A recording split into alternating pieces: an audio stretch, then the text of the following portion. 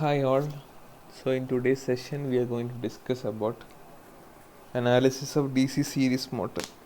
So as you all know, if the field windings are connected in series with the armature windings, you have a DC series motor. Okay.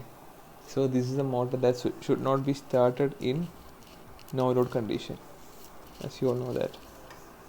Okay. So you have in figure A an armature with an armature which has an rotational part whose armature circuit is connected in series with the field winding as shown in the figure. So you are applying a voltage V across the both. So VA will be the voltage across this portion and VF will be the voltage across field winding. Okay. So if you draw the Cron's model for DC series motor, you will get a similar as that of a series motor. പിന്നെ നമ്മൾ അതിനെ connect ചെയ്യുവാണ് as in the series motor connection. So the positive will be connected to the positive.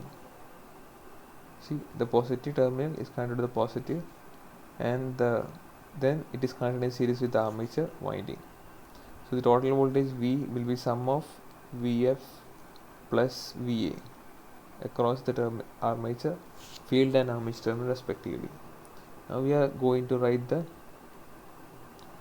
voltage equation of Cron's model machine. VDS is equal to RDS plus LDS P into IDS, and VQR is the armature terminal equation. VQR is equal to MD omega R IDS plus RQR plus LQR P into IQR. Okay, so in this case all the current will be same. IDS IQR is equal to I equal to IF is equal to I, and the total term applied voltage V is equal to VF plus VA.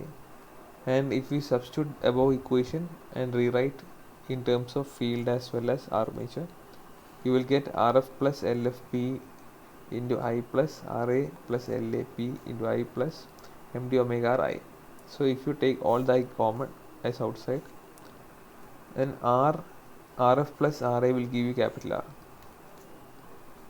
and LP plus LF plus LA will give you LP L the whole L, capital L, and MD omega R I will be the term left. Okay, so electromagnetic torque will be T is equal to MD IF into IA. Because IF and IA is equal, you will get I square, MD I square. So we studied the dynamic equation of the motor coupling the mechanical side, which will be equal to the electromagnetic torque will be equal to JP omega R plus D omega R plus TL. Okay, as we have seen in the case of separately excited motor. So if you are taking the steady state analysis, you won't be having inductance part, LP part P equal to 0. So P is equal to 0 and you will get R into R plus MD omega R into I.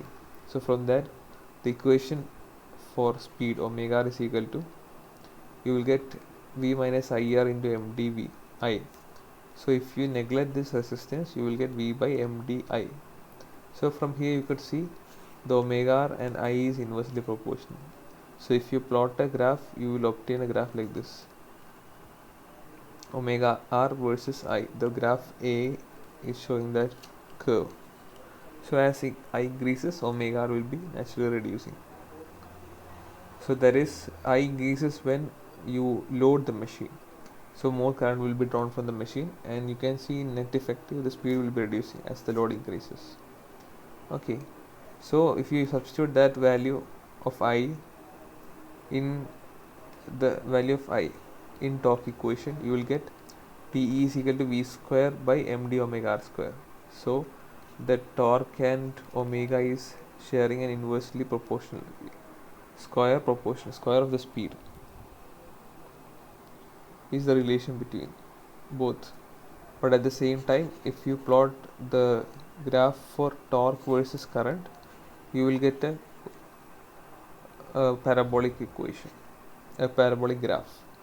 Okay, so that's about the analysis, steady state analysis of series motor. Hope it's clear. Thank you.